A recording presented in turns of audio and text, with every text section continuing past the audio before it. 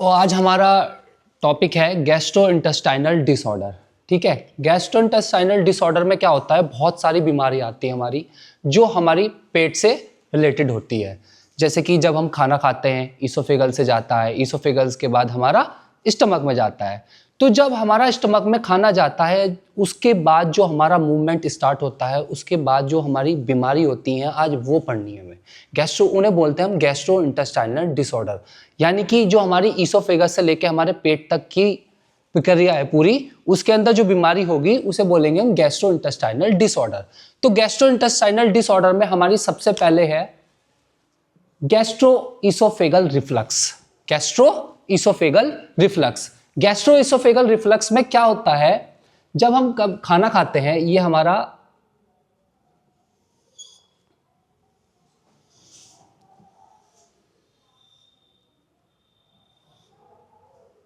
हमारा स्टमक हो गया। ठीक है,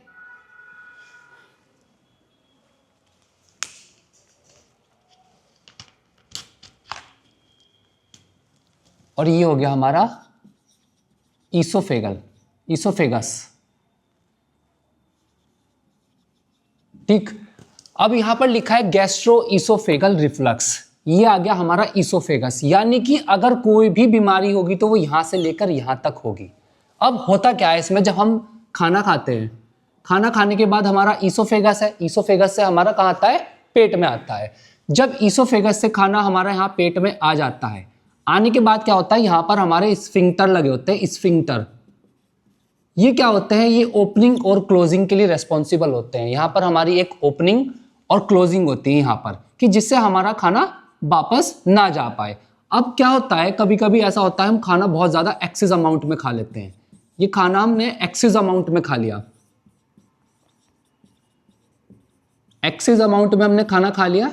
ठीक है, अब एक्सेस अमाउंट में खाना खाने के बाद भी क्या होता है, जो हमारा स्फिंक्टर होता है वो प्रॉपर तरीके से बंद नहीं हो पाता, प्रॉपर तरीके से बंद नहीं होगा। अब जब प्रॉपर तरीके से बंद नहीं होगा, जो हमारा यहाँ खाना है वो क्या होगा, वापस हमारा गले तक आने लगेगा, वापस हमारा गले तक आने लगेगा। जब ये वापस हमारा गले तक आएगा तो ये जो प्रोसेस है हमारा, ये जो प्रॉब्लम क्रिएट हुई है, इसे ही बोलते हैं हम गैस्ट्रोइसोफेगल रिफ्लक्स, जिसकी पैथोफिजियोलॉजी भी यही लिखी है, flow back due to generation of more HCl in stomach. या तो यहां पर HCl की क्वांटिटी बढ़ जाएगी, पेट में क्या होता है HCl होता है, जो खाना पचाता है हमारा, कौन पचाता है HCl। ठीक है, अब यहां क्या हुआ, HCl की क्वांटिटी बढ़ जाती है और हम क्या कर लेते हैं, खाना ज्यादा एक्सेसिव अमाउंट में खा लेते हैं। या ऐसा होता है हमने कभी छोले खाए, पूरी खाई और उसके बाद क्या करा, हमने कोल्ड ड्रिंक पी ली, तो उससे क्या होता है आपको देखो, एक एसिडिटी बन जाती है। ऐसा लगता है पेट में गर्म हो रहा हो और हमारा पेट फूल रहा हो। तो वो यही कंडीशन होती है, जब हमारा एक्सेस अमाउंट में हमने खा लिया और एक्सेस अमाउंट में हमारा HCl प्रोड्यूस हो गया, उसकी वजह से हमारा खाना क्या होता है, वापस आने लगता है, और उस वापस आने को ही हम गैस्ट्रोइसोफेगल रिफ्लक्स बोलते हैं। पैथोफिजियोलॉजी इसकी होगी, flow back due to generation of more HCl in stomach. हमारे स्टमक के अंदर जब हमारा HCl ज्यादा अमाउंट में हो जाता है तब हमें गैस्ट्रोइसोफेगल रिफ्लक्स हो जाता है। अब बात आती है क्लिनिकल मैनिफेस्टेशन। क्लिनिकल मैनिफेस्टेशन मतलब कि लक्षण, हमें पता कैसे चलेगा कि गैस्ट्रोइसोफेगल रिफ्लक्स हो रहा है। सबसे पहली बात तो हमारा खाना वापस आएगा, ठीक, उसे बोलते हैं वोमिटिंग, ये हमारा हो गया वोमिटिंग। फिर आता है हर्ट बर्न।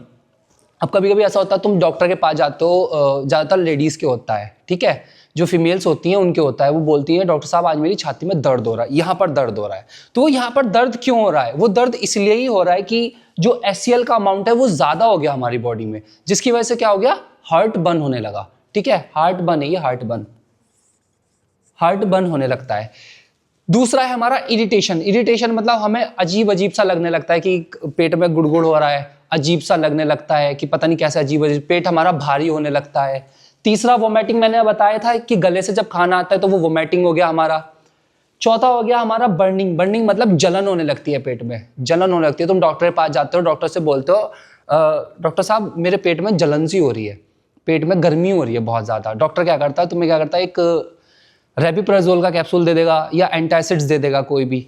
नेक्स्ट हमारा इसमें आता है फार्माकोलॉजिकल ट्रीटमेंट। फार्माकोलॉजिकल ट्रीटमेंट मतलब जब हम डॉक्टर के पास जाते हैं तो हमें वो कौन कौन सी ऐसी दवाई देता है जिससे हमारा जो गैस्ट्रोइसोफेगल रिफ्लक्स है, यानी कि जो हमारे इरिटेशन हो रही है, गर्मी हो रही है, या गैस बन रही है हमारे, तो उसमें कौन कौन सी दवाइयाँ हमारे काम आएंगी।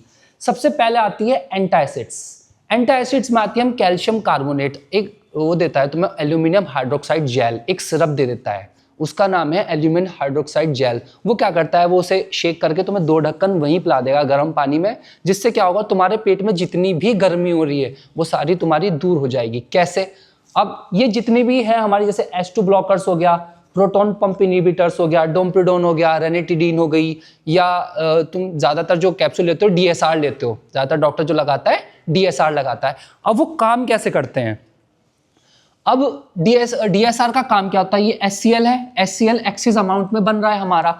जब हम क्या लेते हैं, अपना डोम्पिडोन ले लो या रेबिप्राजोल ले लो,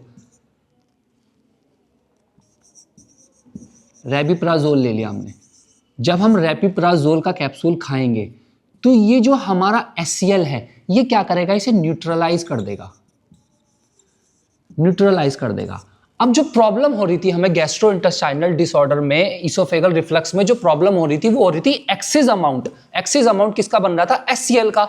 अब जब हमने रेबिप्राजोल लिया, रेबिप्राजोल ने क्या करा, HCl को न्यूट्रलाइज कर दिया, मतलब जो अमाउंट हमारा HCl का बढ़ रहा था उसे रिड्यूस कर दिया। अब जब ये रिड्यूस हो गया हमारा एक्सिस अमाउंट, तो क्या होगा, हमारा पेट ठीक हो जाएगा, ऑटोमेटिकली हमें गर्मी लगनी बंद हो जाएगी। जितनी भी हमारी कंडीशंस आ रही थी, हर्ट बर्न हो रहा था, इरिटेशन हो रही थी और वोमिटिंग हो रही थी, बर्निंग हो रही थी, जितनी भी कंडीशंस हो रही थी वो सारी की सारी हमारी ठीक हो जाएंगी। 3 कंडीशंस हमारी ये थी, एंटासिड्स, H2 ब्लॉकर्स और प्रोटॉन पंप इनहिबिटर्स। तीनों क्लासेस में जितनी भी दवाई आएंगी सबका यही काम है, चाहे रेनिटिडीन हो।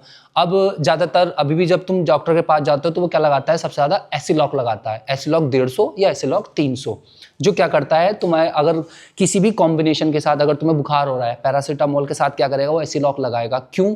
क्योंकि पैरासीटामोल की जो pH होती है वो ज्यादा होती है, और जब पैरासीटामोल यहाँ पर आएगी तो उससे क्या होगा, तुम्हारी गर्मी पैदा होगी, अंदर शरीर में गर्मी हो जाएगी, तुम्हारा पेट जलने लगेगा, फिर डॉक्टर के पास जाओगे भाग के, तुमने क्या दवाई दी थी, उसने मेरे पेट में गर्मी कर दी।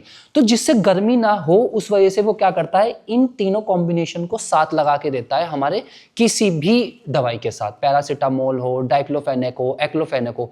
मतलब कि जो दर्द निवारक दवाई होती है ना, उनके सबके वो ज्यादा हैवी होती हैं, वो गर्म होती हैं ज्यादातर, इसलिए वो इन सबके कॉम्बिनेशन को लगा के देता है, जिससे कि HCl एक्सिस अमाउंट में ना जाए।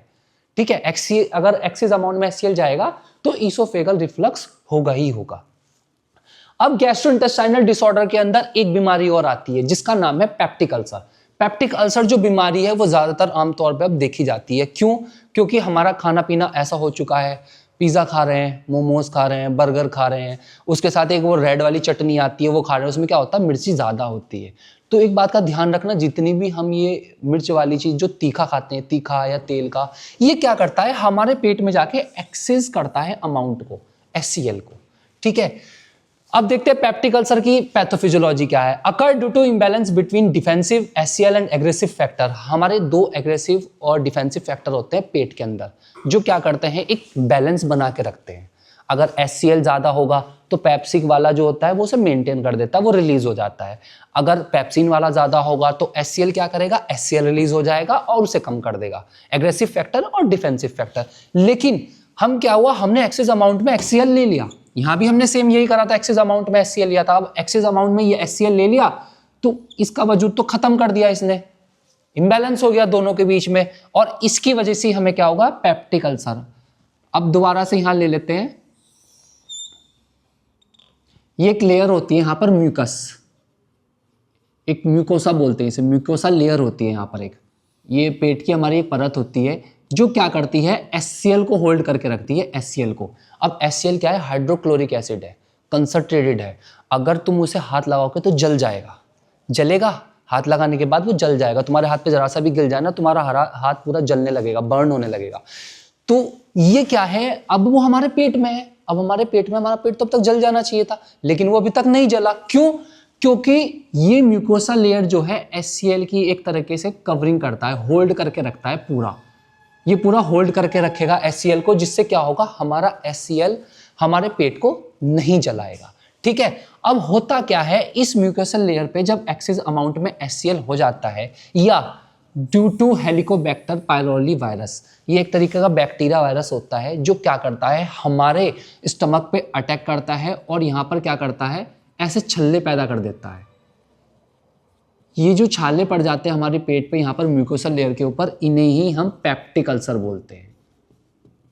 यही हमारे पेप्टिक अल्सर होते हैं जो हमारे पेट को खराब करते हैं। ठीक, अब ये हो गया। फिर आते हैं क्लिनिकल मैनिफेस्टेशन। अब इसमें हमें कैसे पता चलेगा क्लिनिकल मैनिफेस्टेशन? सेम जैसे हमें इसोफेगल रिफ्लक्स में पता चला था, हमें क्या होगा, पेट में दिक्कत होने लगी, पेट में जलन होने लगेगी। अब तुमने जैसी खाना खाया, खाना खाने के बाद वो तुम्हारे पेट में दर्द स्टार्ट हो गया।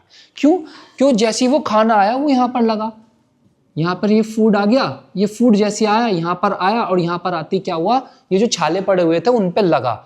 अब कोई भी चीज हो, तुम्हारे बाहर चोट लग जाए और ऊपर से कोई नमक गिर दे, कैसा लगेगा? मिर्च लगेगी ना, दर्द होगा बहुत ज्यादा। सेम पेट में भी हमारे यहाँ पर ये छाले हो रहे हैं और हमने ऊपर से खाना खा लिया तो हमारे दर्द हुआ।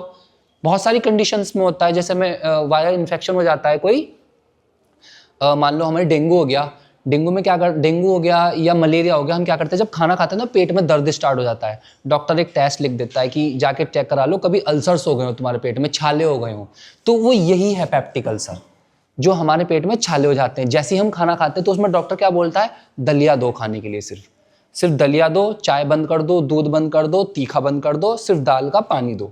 इसलिए ही डॉक्टर ये बोलता है। क्योंकि पेप्टिक अल्सर में ही छाले पड़ने लगते हैं पेट में, हम कुछ भी खाएंगे तो हमें दर्द स्टार्ट हो जाएगा। नेक्स्ट है हमारा बर्न, स्ट्रेस एंड वोमिटिंग। और 3 कंडीशन इसकी ये है जो क्लिनिकल मैनिफेस्टेशन में आती हैं कि हमें पता कैसे चलेगा, हमें पता चल जाएगा दर्द हो रहा हमारे पेट में, वोमिटिंग हो रही है, बहुत ज़्यादा स्ट्रेस में होने लगे हैं, खाना नहीं खा रहे तो वीकनेस आने लगेगी, डिजीनेस होने लगेगी। अब आता है इनका लास्ट हमारा फार्माकोलॉजिकल ट्रीटमेंट। अब इन्हें ठीक कैसे करेंगे?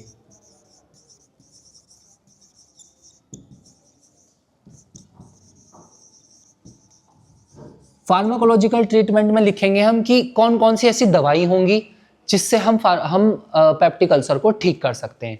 तो जो एक बात ध्यान दो, जब गैस्ट्रोइंटेस्टाइनल डिसऑर्डर पड़ रहे हैं, अगर हमारे पेट से रिलेटेड कोई चीजें हैं, तो उसमें दवाई भी वही काम आएंगी जो हम सारी बीमारियों में पड़ेंगे, सेम सी दवाई होंगी। सबसे ज्यादा डॉक्टर क्या देगा, एंटासिड्स दे देगा। तुम्हें एक सिरप आती है पिंक कलर की, वही एल्यूमिनियम हाइड्रोक्साइड जेल जो मैंने बताया था अभी, एक कैल्शियम कार्बोनेट की भी आती है, वो क्या करती है, पेट में ठंडक पहुंचाती है।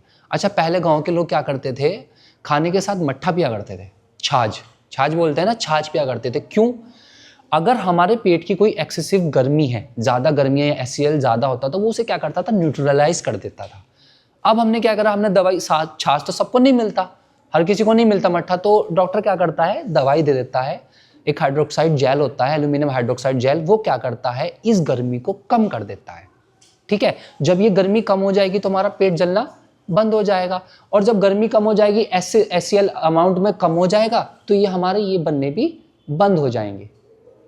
ठीक, फिर क्या करता है डॉक्टर, अगर मान लो मलेरिया हो रहा है तो ज़्यादा चीज़ें तो हम ले नहीं सकते, जब मलेरिया होता है तो डॉक्टर क्या करता है, एक डीएसआर का कैप्सूल सुबह सुबह लगाता है, बोलता है मॉर्निंग में बोल देता है 3 टाइम डीएसआर, ऐसे लिखता है ना, डीएसआर मॉर्निंग 3 टाइम, या 3 टाइम लिख देता है, मॉर्निंग भी ना लिखे, अगर किसी को समझ में ना आए वो मॉर्निंग लिख देता है, वरना 3 टाइम डाल देता है। 3 टाइम मतलब सुबह, दोपहर, शाम, या खाना खाने से पहले बोलता है, मतलब कि खाली पेट खाना ही खाना होता है वो डीएसआर। वो क्या करता है, जितना भी एक्सेस अमाउंट में हमारा एचसीएल होगा प्रेजेंट वहां, तो वो कम हो जाएगा, न्यूट्रलाइज हो जाएगा। अब सबसे बड़ी बात आती है पीएच की। अब हम एचसीएल तो पढ़ रहे हैं, यहाँ बात आती है पीएच की। हमारी जो पेट की पीएच होती है वो 2.3 से 3.5 तक होती है। अब हम बहुत सा जो खाना खाते हैं उसमें क्या होता है, उनकी पीएच डिपेंड करती है, हर चीज की पीएच होती है, ब्लड की पीएच अलग होती है, स्टमक की पीएच अलग होती है, स्किन की पीएच अलग होती है, हर चीज की पीएच अलग होती है। ठीक, अब पीएच हमारी मेंटेन करती है, अगर पीएच हमारी 7 से ऊपर जा रही है तो वो बेसिक है, और 7 से नीचे आ रही है तो वो एसिडिक है।